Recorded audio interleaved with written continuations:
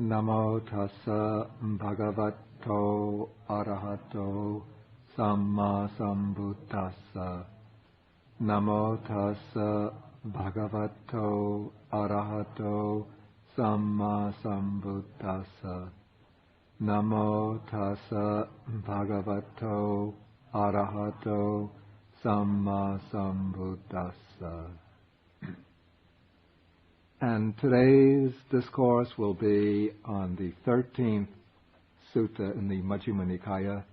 This is the Mahadukkhakkhanda Sutta, the greater or longer discourse on the mass of suffering, the accumulation of suffering. And the reason why this is called the greater discourse is because in the Majjhima Nikaya, one finds very often paired suttas dealing with this common theme.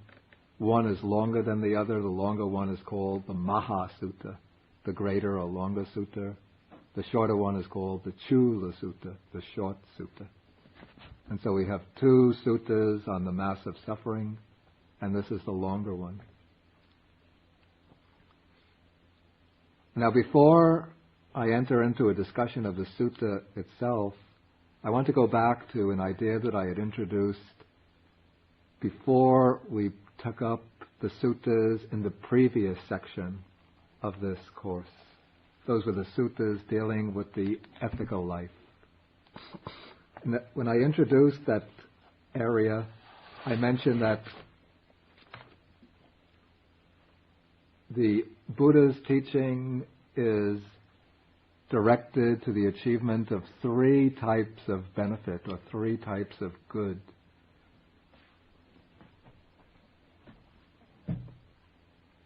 Okay, the first of these is the good pertaining to this life. These will be teachings dealing with basic ethics as a way of promoting harmony and cooperation amongst people.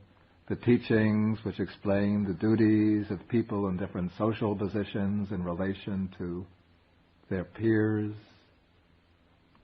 Teachings, advice to rulers on how to administer the state. Teachings on people on how to live together peacefully in society.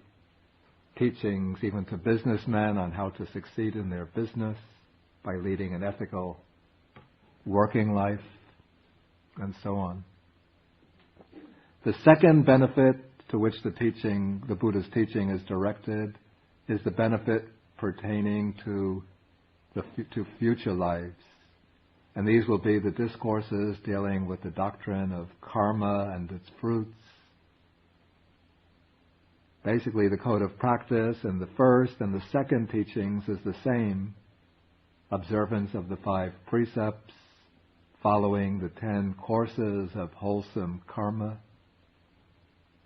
But there's a difference in emphasis or in the purpose for which these are undertaken. And in the second level, one undertakes these practices with the view to acquiring good karma, meritorious karma, which will produce beneficial results for oneself in future lives, bringing a happy rebirth, success in one's undertaking, long lifespan, beauty, wealth, power, influence, long life, freedom from illness, and so forth.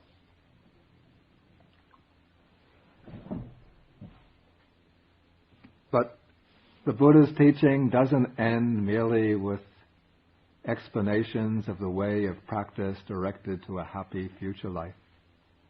Since the Buddha's teaching is directed to a still higher or ultimate goal, and that is the attainment of vimukti or liberation from the entire cycle of rebirths.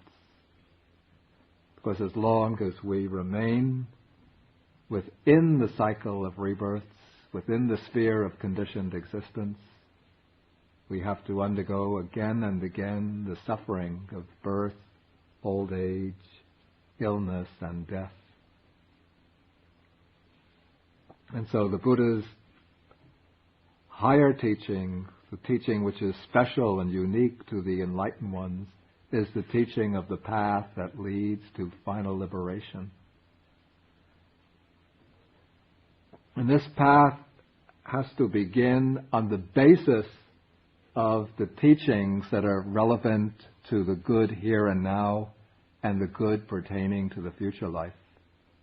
That is, unless one is engaged in the observance of fundamental ethical principles,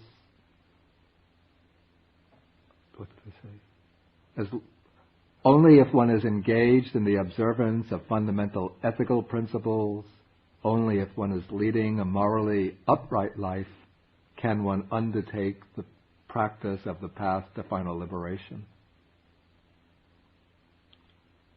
But the path to final liberation will involve practices which do not pertain to the good of the present life or of future lives. Practices which are designed especially to cultivate insight or wisdom into the true nature of existence, the true nature of the world.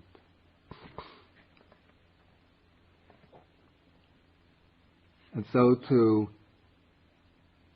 effect the transition from the good concerned with the present life and in future lives to concern with the ultimate good, the good of liberation, one requires a change, what you might call a quantum leap in changing one's perspective, acquiring a different and new perspective on the nature of the world. And the teachings that we will be taking, or the discourses we will be taking up in the present section of our Majjhima Nikaya course, section 4 on my original outline, these are discourses in which the Buddha, from different angles, exposes the unsatisfactory nature, the inadequacy, or the unsatisfactoriness, the inadequacy, the misery tied up with mundane, conditioned existence. And it is by gaining insight into the flawed, inadequate, unsatisfactory nature of worldly existence that one nurtures within oneself, that one arouses within oneself this impulse or yearning for deliverance, what's called the thought or intention of nekama, of renunciation, of the urge for release, for deliverance. And it is by contemplating again and again the flawed, unsatisfactory nature of worldly existence that this urge for liberation becomes strengthened, fortified, empowered to the extent that it can affect and accomplish the work necessary to attain true liberation from suffering. Okay, so now we can turn to the sutta itself and see what it has to teach us.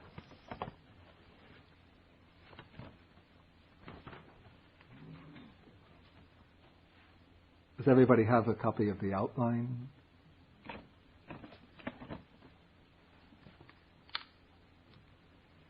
Okay, this sutta begins, as so many do, when the Buddha was living at his favorite residence, the Jeta's Grove in Savatthi. And then one morning, a number of monks, after dressing, they took their robes and bowl and they went into Savatthi, as they usually do, on their alms round. But it seems this morning they had gone in, they had entered somewhat early, and so they thought that people had not yet completed preparing their food. And so they decided to go to a park, which was a kind of hangout for wandering ascetics. In countries like America, Europe, parks are places where people go for recreation, where they have playgrounds for children to play.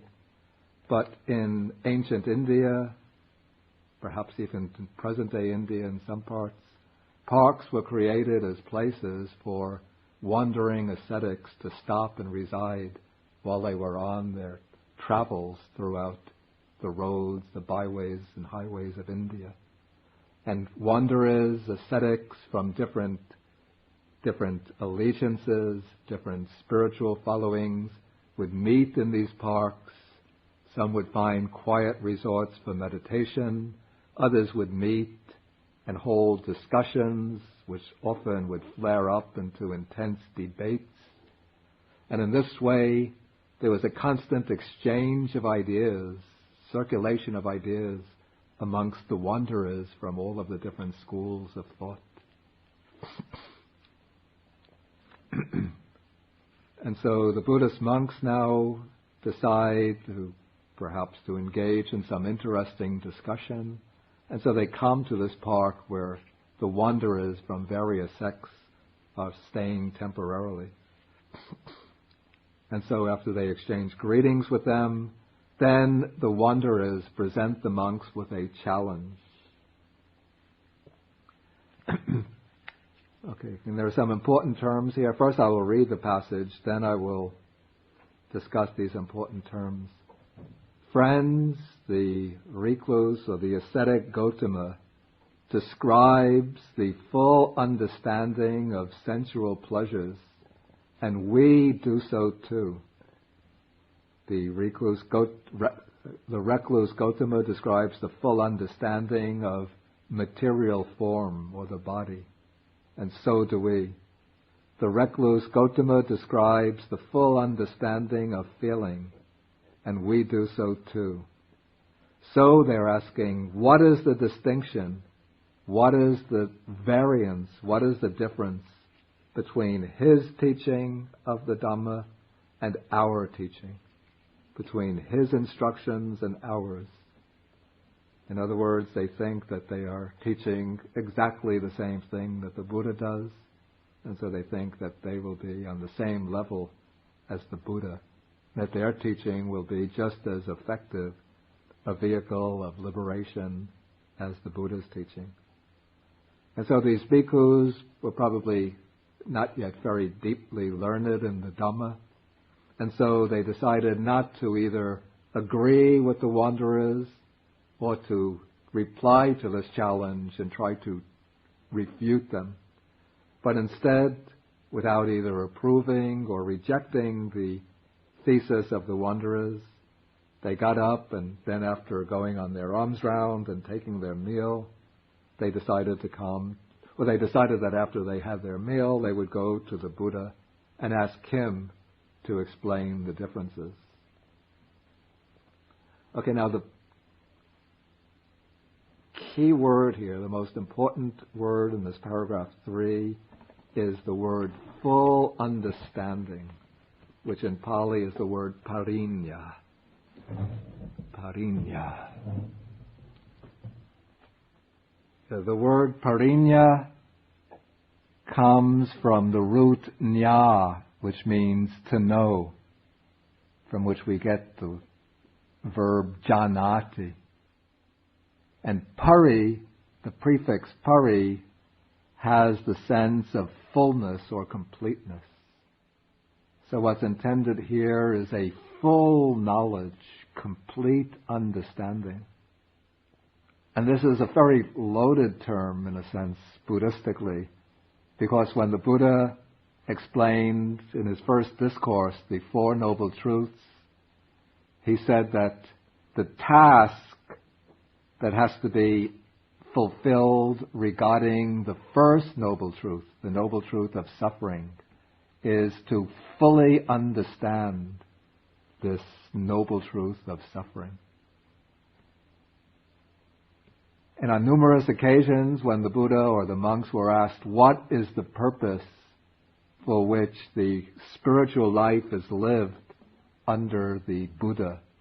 The Buddha said it is for the purpose of full understanding, parinya. And interestingly, the commentary in its gloss on the word parinya says that it also has the implication of abandoning, eradicating, or overcoming. And interestingly, some years ago I saw also in some scholarly paper which showed that in Jain literature the word Purina was used in a similar sense of abandoning or overcoming.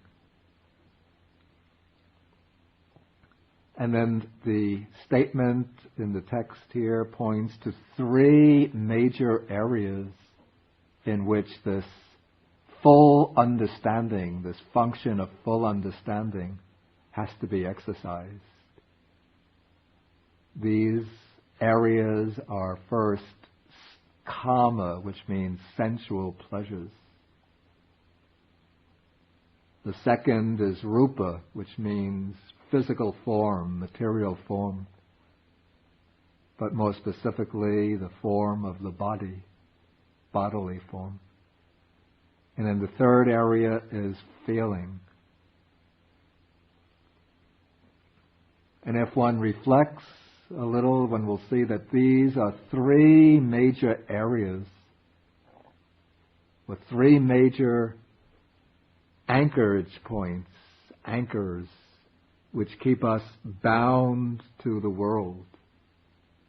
One is the quest for the enjoyment of sensual pleasures, sensual desire.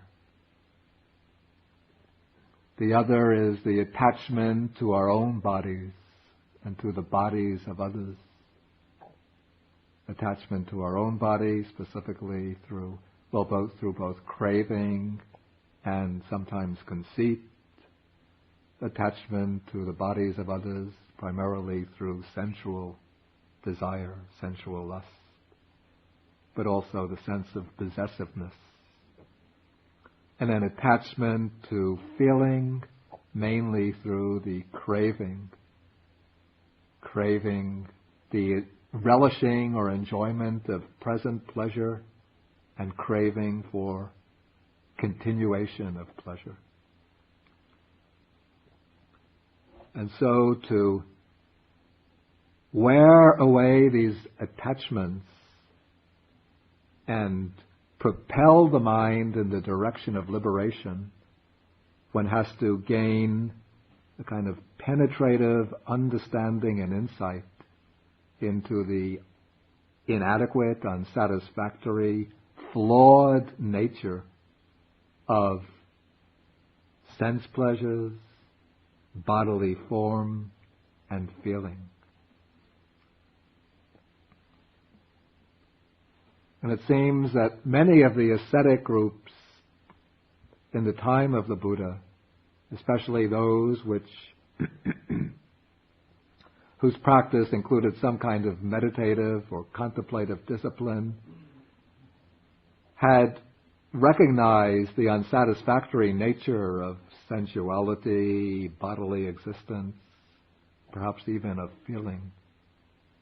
And so there was a shared understanding that liberation, final liberation, is to be achieved through overcoming the attachments to sensuality, body, and feeling. But there was disagreement over what type of understanding is required to overcome these attachments. And since the wanderers didn't really understand the Buddha's teaching, they thought that they were on the same level as the Buddha.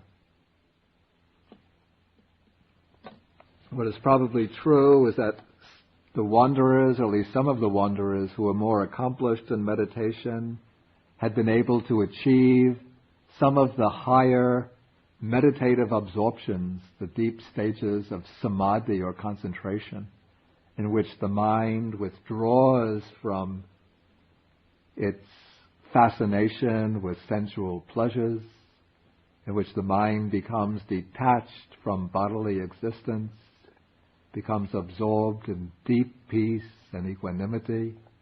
And because they were able to achieve these very pure and lofty meditative states, they thought that they had achieved full understanding of sensual pleasures, body, and feeling. But from the Buddhist standpoint, they had really just stopped at a halfway house. without even gaining even a glimmer of deep understanding into the real nature of these things.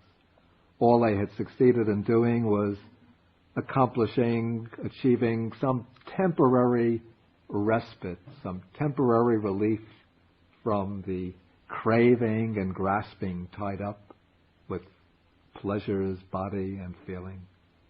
But the purpose of the Buddha's teaching is to show the way to complete liberation from these focal points of attachment. Okay, so now we continue with the discourse.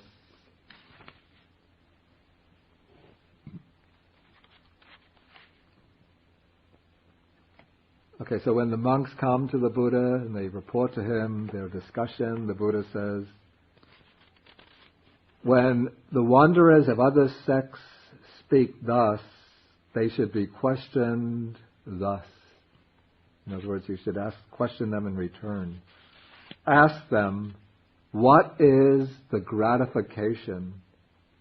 What is the danger? What is the escape in the case of sensual pleasures, in the case of bodily form, material form, in the case of feelings? Being questioned thus, these wanderers will not be able to give a satisfactory explanation, and they'll get into difficulties if they try. And what is the reason for that? Because it is not within their domain. Then the Buddha says, I see no one in this world with its gods, with its Mara or demons, with its Brahmas or high divinities, in this generation with its recluses and Brahmins, its princes and its people, who could satisfy the mind with a reply to these questions, except for the Tathagata. Rulai. Rulai? Okay, good. I see her head shaking.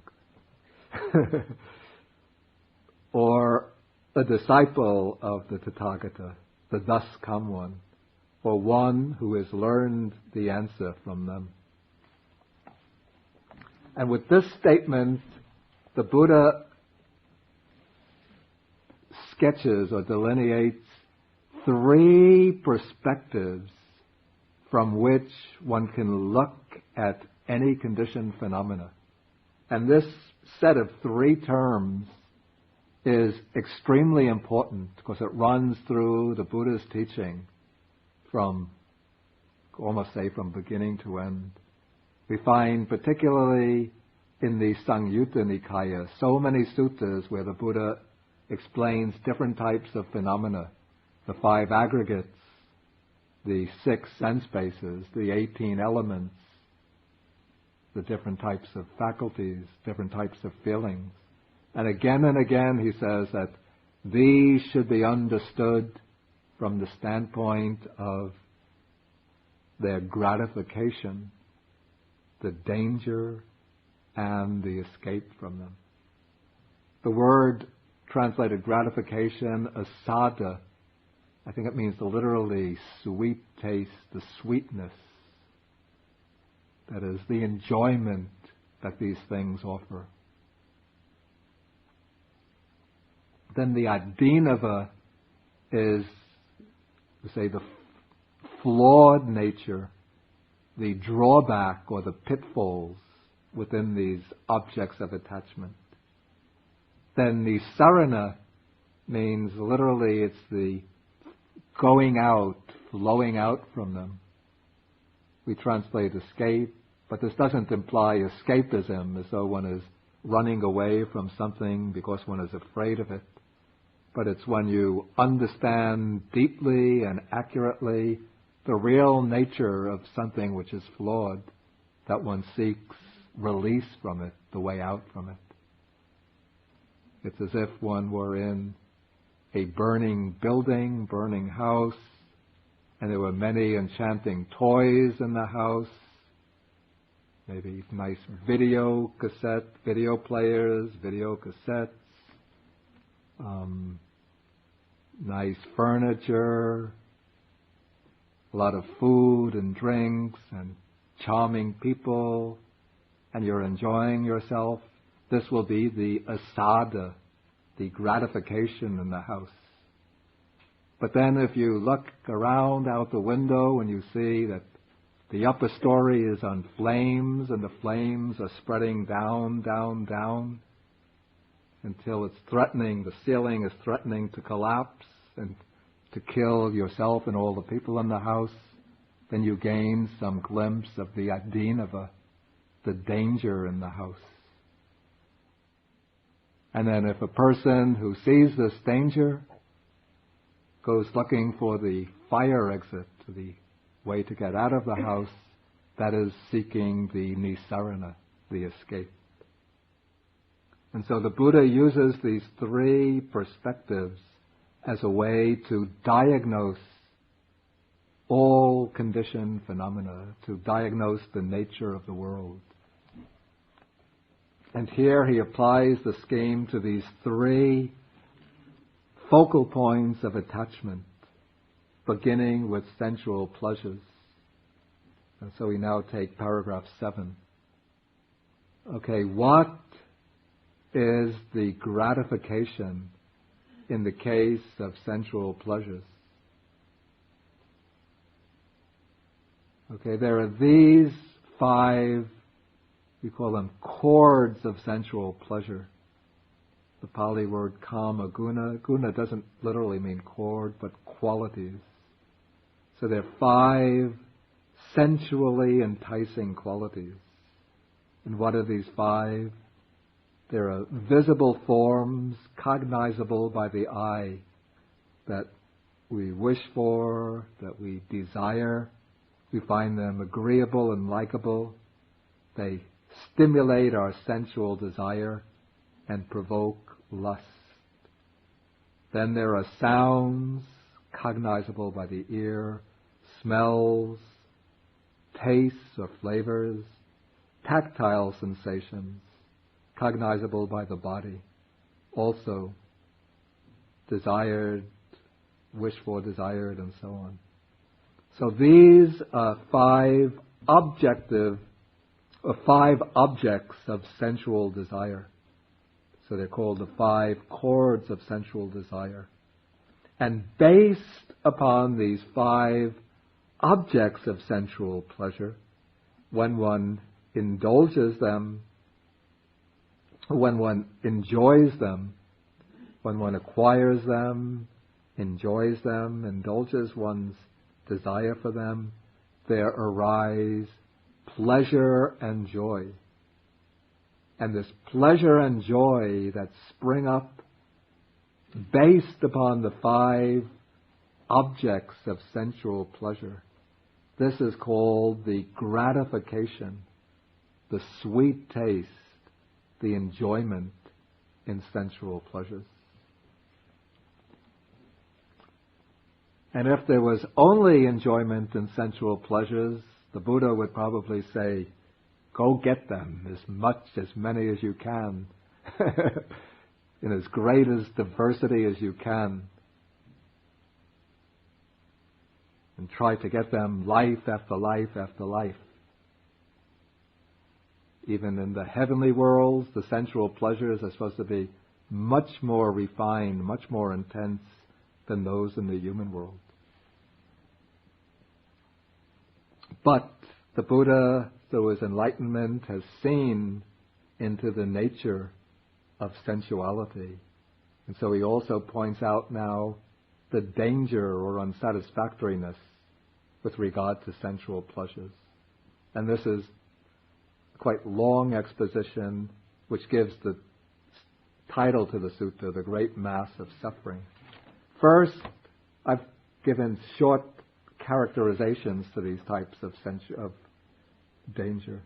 First, I call this the danger in acquisition, that in order to acquire objects of sensual enjoyment, one has to struggle and strive. The Buddha gives a description of a young man of his own time having to earn his living at some job like Here he mentions crafts that were skills that were used in his time.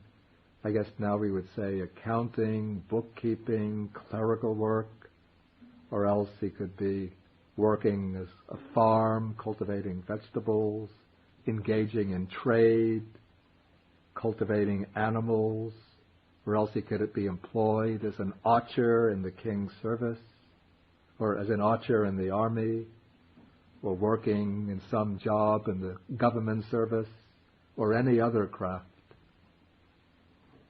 And in those days, living conditions were quite difficult, so in order to fulfill his work responsibilities, this young man will have to face, here they're relatively simple, cold and heat, contact with gadflies, mosquitoes, wind, sun, and creeping things. He risks death by hunger and thirst. If he's employed, say, by a merchant to go on trading trips, he might have to cross deserts, go through jungles, and be exposed to constant dangers. Today, living conditions have changed somewhat, but think about people have to earn their living by traveling. Some people travel 2 hours to go to work. They have to drive 2 hours from their house to their job, another 2 hours to come back, 4 hours a day, 1/6 of the day, sitting in a car behind a wheel, just looking to the left and right, constantly concerned about traffic. And then sometimes they might have to work 7-8 hours a day at a boring, uninteresting job just to earn enough money to come back and support their family. I hear of people who, living in Long Island, they get up, they leave the house 7 a.m. to take the train into Manhattan, to start work 8:30, 9 a.m., work until 5 p.m. Sometimes the boss demands that they work overtime, another 2 hours till 7 p.m. Then they get home at 9 p.m., just enough time to talk to their family a little, grab a bite to eat, go to sleep, and wake up the next morning at 6 a.m. in order to go to work at 7 a.m. And then when they're at work, the boss is always constantly demanding more, putting more pressure on them. Can you work Saturday? We need you Saturday. And then sometimes they're sent on plane trips, frequent plane trips. That drains the energy of the body. And then people working at lower jobs, lower grade jobs, very boring, maybe in factory, having to fill. When I was a college student, I spent one summer working in a factory, a screw factory. Just I see how people work. All they do is fill the box with screws, put the cover over the box, and paste a label on it. 8 hours a day doing that. I did it only for 2 months, but these are people who are spending their lives doing that. So just to have a little money to support a family and to enjoy on the weekend, maybe to go to a tavern to drink with friends or to see a movie picture or listen to some music, to go dancing maybe. So that's the life. And this is fairly comfortable in America, but in more backward society, so-called backward societies, people have to work. Well, even in the agricultural sector, people have to work, struggling, day after day, cultivating the crops, dependent upon the climate, the weather. If there's a drought, a flood, then the whole livelihood is wiped out just within weeks or months. Okay, so now we have our young man working very hard to earn his money, to enjoy some sense pleasures.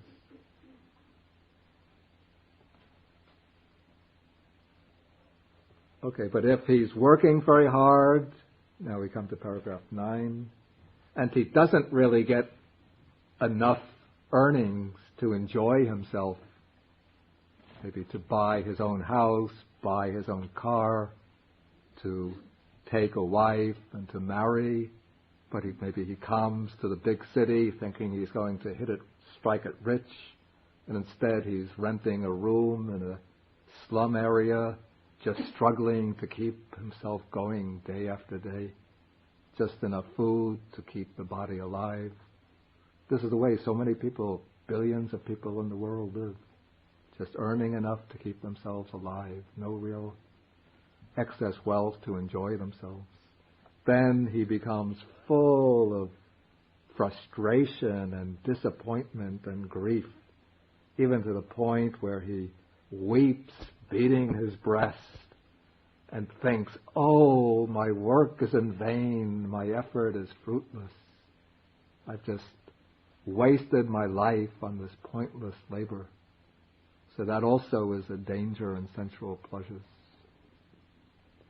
But if he should be one of those very diligent, industrious people who succeeds, he invests here, invests there, and maybe through some meritorious karma, he strikes it rich, he gets a lot of wealth, he can buy himself a nice mansion, nice 2 Mercedes, maybe, well, he doesn't want 2 Mercedes, the Mercedes and a Jaguar. Big television set, he can marry a beautiful girl and send his children to nice good college. But constantly he has to worry, how can I prevent, what if thieves become attracted to my house? So he has to set up a security alarm system around the house. And he's worried that, in these days we don't have kings, but he's always trying to evade the income tax.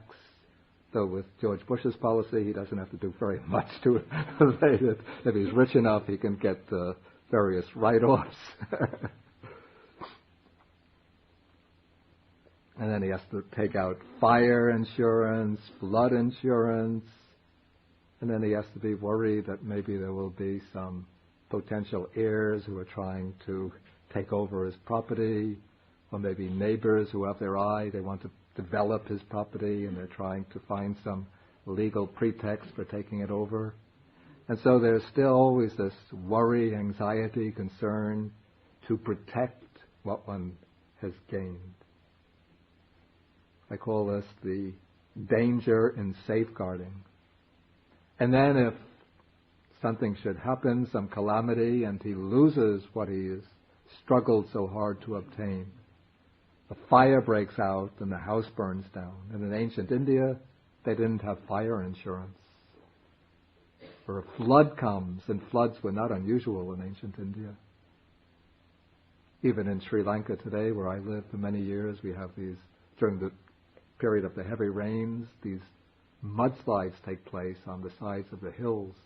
And the whole, if there are houses on the hillside, all of them will collapse and be swept down, and people lose the houses which they've lived in for their whole lives, which they've built up with so much trouble, with so much difficulty. So this is the suffering in loss. So now he cries, what I had, I no longer possess. The next one maybe should be a little familiar. Okay, because of attachment to sensual pleasures, kings quarrel with kings. Nowadays we don't have kings, but we have nations fighting with other nations to take over their wealth. Companies taking over other companies, absorbing them in order to enhance the profits for the stockholders. So here we have nobles fighting with nobles, Brahmins with Brahmins, householders with householders. And even within the families there are quarrels. The son doesn't like the mother because the mother won't give him a big allowance. The mother quarrels with the son because she wants the son to live a more restrained life, not to be going out so often and enjoying himself. The father fights with the son with the father. The brothers quarrel over the inheritance of the wealth. Brother with sister, sister with brother, friend with friend. And then eventually these quarrels break out and disputes, brawls, even in fights, sometimes issuing in murder. Then the next two paragraphs describe how this lust and craving for sensual pleasures leads to larger scale conflict between nations, communities, warfare, fighting, killing, torment, torture. Sometimes when one nation or community conquers another, the result is oppression, enslavement, large-scale extermination. And this is all, when you look at the underlying root, the underlying cause, even examine 19th century colonialism. What is the underlying cause? The desire for the upper classes in Europe to enjoy greater wealth, to have more luxuries and enjoyment. So they conquer the third world, convince themselves that they're undertaking the white man's burden out of sympathy for the poor, benighted Asians and Africans, helping them become civilized, funneling all of their natural resources to their own countries and leaving them impoverished.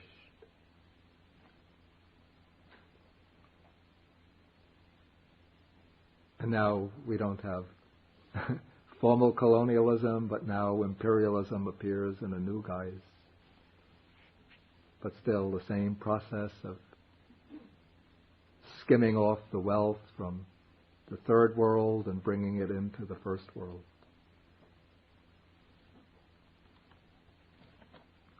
Okay, then the next case, paragraph 14, again because of sensual pleasures, men break the laws of the country. They break into houses, plunder wealth, commit a burglary, ambush highways, seduce others' wives, and then, if they're not clever enough, they'll get caught. And then the kings will have many kinds of torture inflicted on them. They will have them flogged. In those days, they didn't have any such notion as benign punishment. But when the king grabbed hold of a lawbreaker, he could do whatever he wants.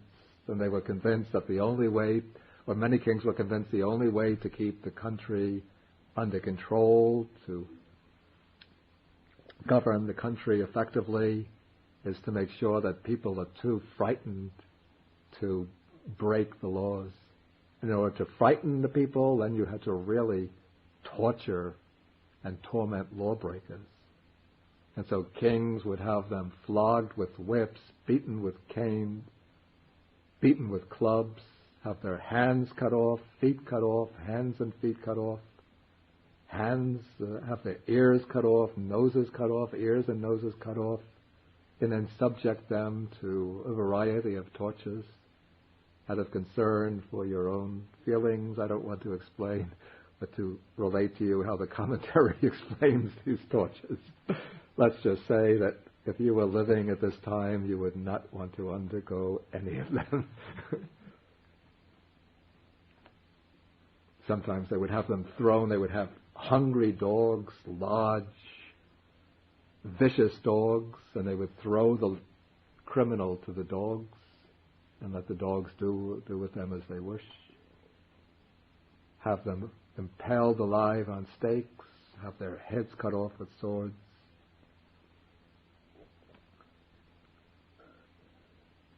Okay, so these, in this list of dangers arising from sensual pleasures, from 1 to 6, these are dangers which are said to be sanditthiko, which means that they are visible here and now in this present life. The next one, the last one on the list, is said to be samparayiko, which means it's a danger that pertains to the next life. So because of sensual pleasures, out of a desire for sensual pleasures, people indulge in misconduct by body, speech, and mind. And having done so, on the dissolution of the body after death, they are reborn in the plains of misery, in the bad destinations and perdition, even in hell. So the text says, now this is a danger in the case of sensual pleasures, a mass of suffering in the life to come. Whereas the previous paragraph said, a mass of suffering here and now. But again, this is a mass of suffering based upon the desire for sensual pleasures. Okay, so now with this, the Buddha has finished enumerating the dangers or drawbacks in the case of sensual pleasures. And now he says, and what, monks, is the escape or the outlet, the release in the case of sensual pleasures? It is the removal of desire and lust, the abandonment of desire and lust for sensual pleasures. This is the escape in the case of sensual pleasures. That is, the way to get liberated or freed from these dangers tied up with sensual pleasures is to remove the desire and lust which keeps one tied or shackled to them, to abandon that desire and lust. The two Pali words used here really are interesting.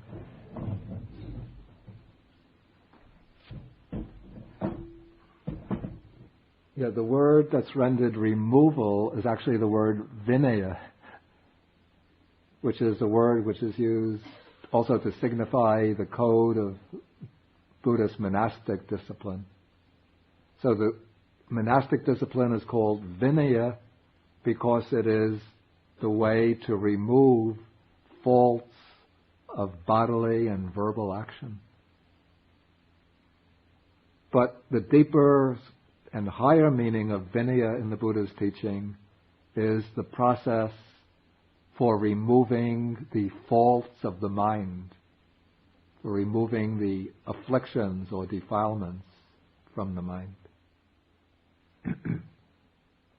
Okay, so now we have surveyed these three perspectives from which sensual pleasures are to be viewed: gratification, danger, and escape or release.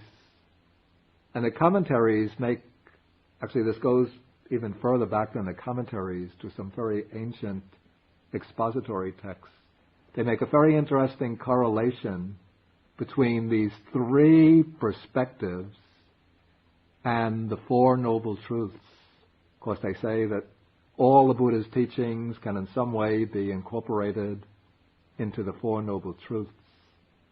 So when the Buddha speaks about the gratification or enjoyment, asada, this points to the noble truth of the origin or cause of suffering. Because what is the cause of suffering? What is the second noble truth? The cause of suffering? Craving.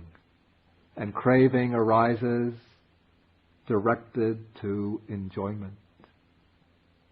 The enjoyment of, on the one hand, one kind, sensual pleasures,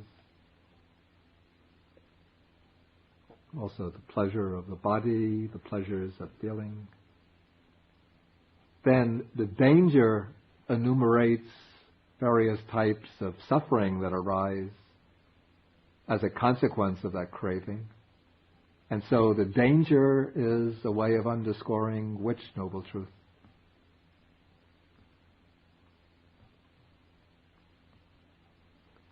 What noble truth is the first? It's the noble truth of suffering. And then the escape or release from the suffering is ultimately it's nirvana, nibbana, the third noble truth. And that is to be achieved by removing and abandoning the causes of one's bondage. And that is to be done by practicing the path. So the third perspective includes the third and fourth noble truths. Okay, then in paragraph 17, the Buddha makes another important comment, what I call a stipulation. He says, those recluses and Brahmins, in other words, those spiritual teachers who do not understand as it really is the gratification as gratification, the danger as danger, and the escape as escape in the case of sensual pleasures.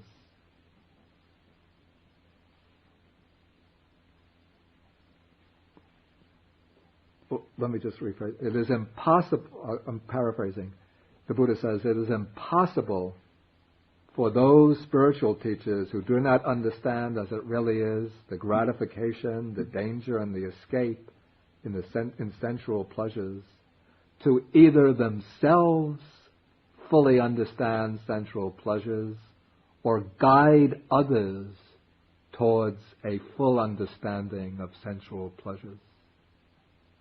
In other words, he's saying that those, the wanderers of other sects, who thought that they understand these things, do not really understand them. And they cannot even guide others to a correct understanding. It is only when one truly understands the enjoyment or gratification in sense pleasures as gratification. One really has to understand that there is pleasure and enjoyment in the senses. But one also has to see that there is danger in this enjoyment, shortcomings or pitfalls in it, and an escape from it.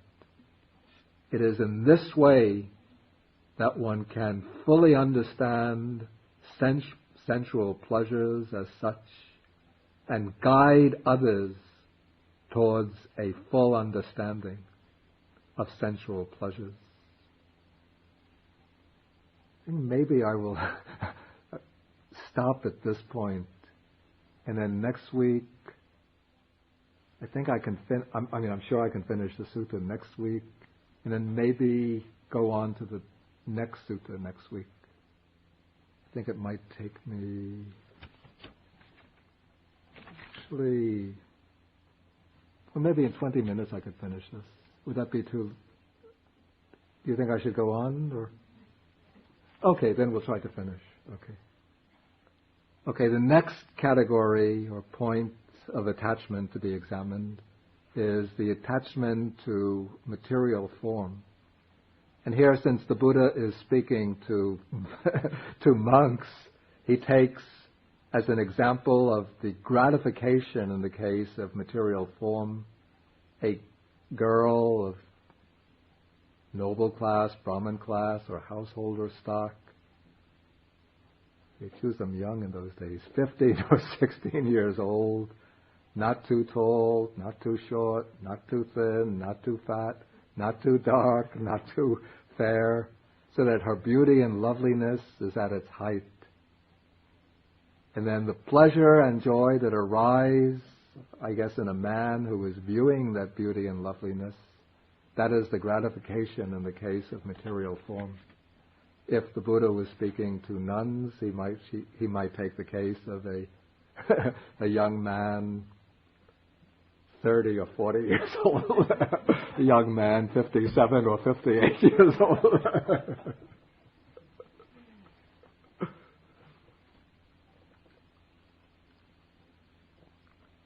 But there's a little problem I see in this example, I have to say, that so this is supposed to be exposing the danger in material form, bodily form, But I find it a little difficult now to distinguish here where the Buddha is treating of bodily form and treating sensual pleasures.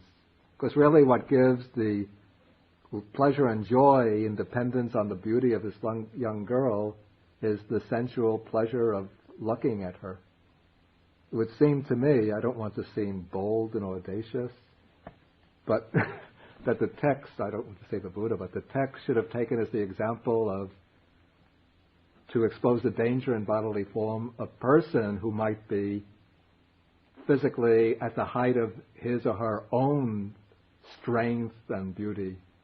A person who is, say, not 57, 58, but, okay, 17, 18 years old, strong, healthy, full of vitality and life, full of power and ability, and then show how that person's own body decays, grows old and decays. Then it would seem to be a category more easily distinguishable from sensual pleasures. Doesn't that seem to be the case?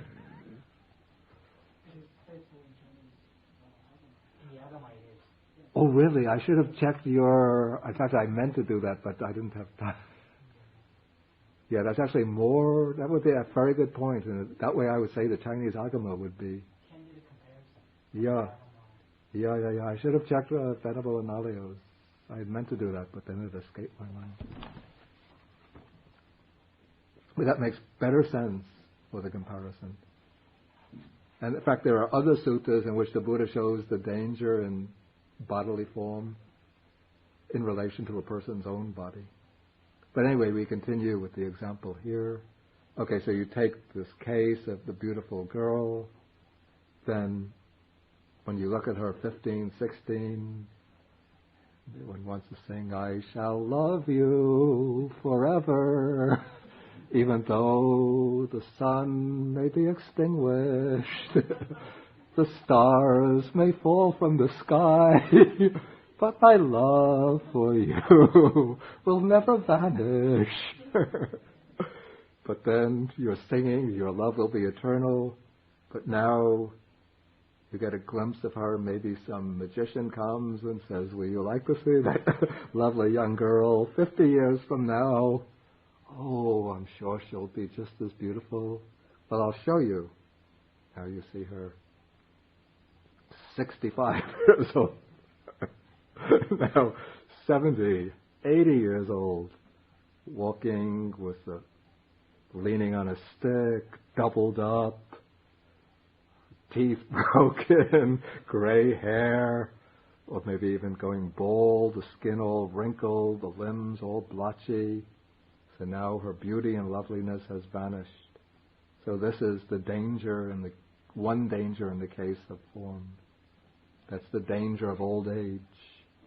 Then you see the same woman, now she's afflicted, suffering, gravely ill, lying on the ground, lying in her own urine and excrement. Others have to lift her up. Others have to put her in bed. Again, where is that eternal love gone?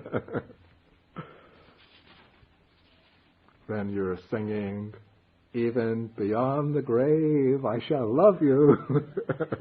But now they bring the woman as a corpse in front of you, where you see her lying on the charnel ground, 1, 2, 3 days dead. Then see her in various stages of physical decay, till there's nothing but a heap of rotting and crumbling bones. So, where is the love song gone? Okay, so this is a danger in the case of bodily form, material form. And what is the escape in the case of material form? It is the removal of desire and lust, the abandoning of desire and lust for material form. That is the escape. Okay, then 31 makes the same, what I call the stipulation, the same stipulation that was made earlier regarding sensual pleasures. That is, in order to fully understand material form, one must be able, and to guide others to a full understanding, one has to be able to understand the gratification as gratification, the danger as danger, and the escape as escape. Okay, now we come to the third category, and this is the subtlest domain of clinging and attachment, the domain of feeling. Because there are various spiritual practitioners who recognize quite clearly the shortcomings and sensual pleasures, the shortcomings and dangers bound up with bodily existence. And they seek some type of liberation in an exalted type of feeling, some ecstatic or very tranquil and sublime meditative state. And they undertake meditations, enter into deep stages of samadhi or absorption, where the sense of the diversity of the outer world vanishes, even the sense of having a body vanishes, and one merges into some deep source of bliss and light within oneself. And one thinks that one has discovered the eternal, the spiritual reality, and one attaches to that experience and relishes it and enjoys it. And what one is actually attached to and is enjoying is the blissful or the tranquil feeling associated with that state. So now the Buddha will expound this in terms of what he calls the 4 jhanas or meditative absorptions. I'm not going to analyze them here. I'll do that when we come to the Buddha's explanation of the path. But here the Buddha just uses the stock formulas. Okay, so what is the gratification in the case of feelings? Here, secluded from sensual pleasures, secluded from unwholesome states of mind, a monk enters and dwells in the first jhana, which has applied and sustained thought, and with rapture and pleasure born from this seclusion. This is a rapture and pleasure free from sensuality. Now on this occasion, this monk is not doing anything that leads to his own affliction or to the affliction of others or the affliction of both.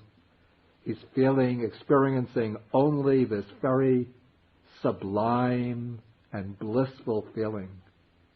And so this is one case of the gratification of feelings. Then the monk goes further in his meditation, enters the second jhana, in which thought, applied and sustained thought, fall away. And there's an even more refined rapture and bliss, rapture and pleasure. Then he enters the third jhana, in which rapture falls away, and there's a very exalted bliss and pleasure. Then in the fourth jhana, even that very blissful feeling falls away, and there's a feeling of sublime equanimity. And this is the most refined, the purest, most delightful feeling that one can experience. This equanimous, tranquil, peaceful feeling in the fourth jhana. So that is, the Buddha says, that is the highest gratification in the case of feelings.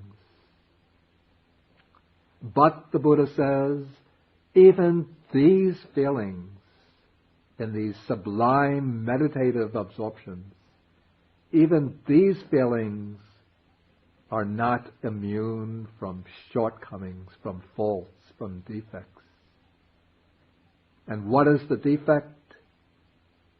Not that they are gross and leading to states of misery. But the defect is that those feelings are impermanent. Not that they are actually suffering, but they are in some way unsatisfactory, not able to give true, lasting security from suffering.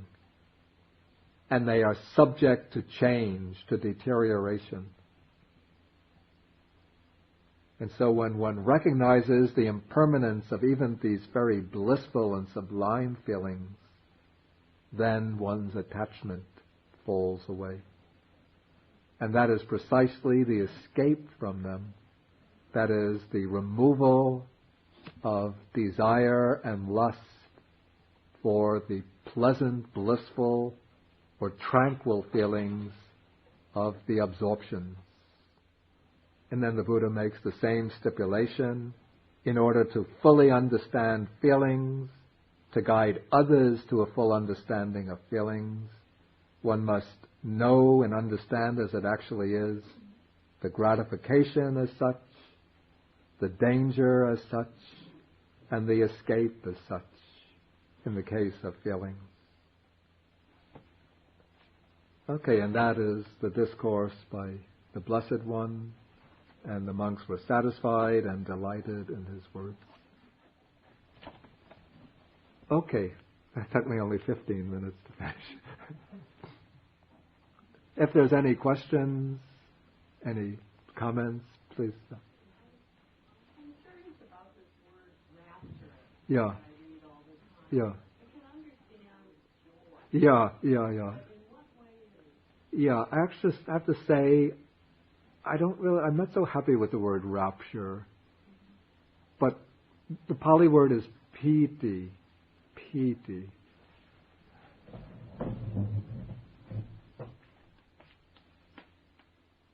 Sanskrit.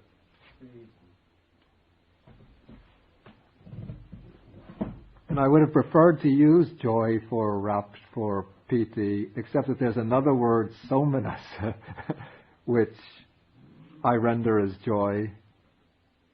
And so I had to find another word for piti. Venerable Nyanamoli, in his original draft translation, he had used happiness for piti. And then for sukha, he used pleasure. But I prefer to use happiness for sukha. So in English, we just have a shortage of words for happy states of mind. maybe that says something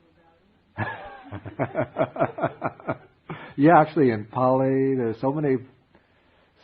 many more words for happy states of mind. Rati, Rama, Nandi, Nandana. So piti comes, there are actually different types of piti. Some are connected with meditation, others are connected with ordinary experience.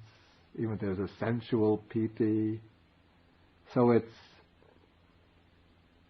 a little different from happiness. Happiness, sukha is considered a feeling, whereas piti is considered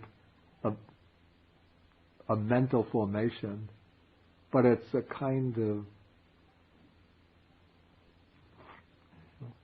a joyful state of mind, let's say, which can begin in common experience as just a kind of excitement, a joyous excitement, say, when one gets something that one has wanted, when one hears some good news. The pleasure one experiences in getting the good news, that's the feeling of pleasure. But the joyous excitement, that is the piti. But then in meditation, in concentration, it becomes much more refined till it becomes a kind of bubbling exhilaration of mind as the mind gets collected, focused, concentrated, till it becomes experienced almost like a sense of buoyancy in the body, as though the body almost is rising up. And they even say that some meditators who become very successful in these preliminary meditative states are able to suffuse the whole body with this piti to the extent that the body itself can rise up physically and float through the air. And sometimes the piti is experienced as ecstatic waves of ecstasy, buoyancy, exhilaration, but it's considered a relatively coarse state. So to advance to the higher jhanas or absorptions, even this piti has to be refined more and more till in the third jhana it drops away and there remains only the pleasant feeling or bliss without this joy or rapture. Any further questions? No further questions? Okay. Are those boxes of tapes outside? Were those to be? Anybody can take those? Those are my 10 tapes? Yes. Yeah, there's a box with tapes outside the door, sets of 10 tapes. Those are tapes I made in 1981 in the basement of the Washington Buddhist Vihara using a relatively poor quality tape recorder. Just there was a tape recorder within one of these Panasonic radio sets. But anybody who wishes, they're for free distribution, can take a set. Okay, so we close by reciting the verses for sharing the merit. Does everybody have this? Or otherwise I just recite and you just follow along.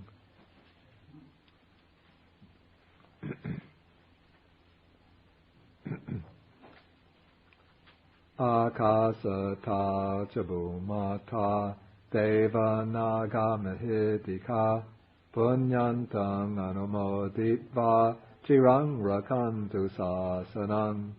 Akasata chabumata devanaga mahidika punyantang anumoditva chirang rakantu desanam.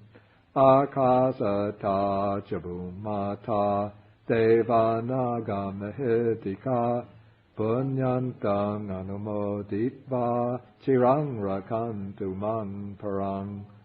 Etavata cha amhehi sampadang punya sampadang sabbe devanumodantu sabba sampati siddhya.